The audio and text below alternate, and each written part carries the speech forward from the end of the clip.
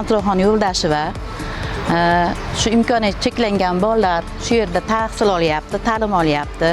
Shu bolalar nomidan, ota-onalar nomidan, shu yerdagi barcha ota-onalar nomidan shu bolalarimizni shu sharoit qilib yaratib, mana qish kunida sog'da qolib ketganda shu bino tayyorlab qilib bergan men hokimimiz Nasibullo Habibovichga chuqur minnatdorchilik bildiraman.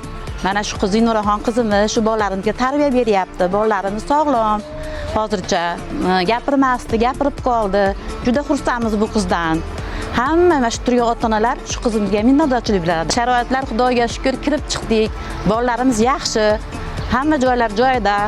O'qish joyi, yotoqxonasi, ovqatlanadigan joylari, shug'ullanadigan joylar hammasi joy-joyida. Farzandlarimiz o'zgarishi bor. Mana gapirmasdi. Mana shu qiz orqali mana ona, ota deyapti. Gapirmasdi meni bolam.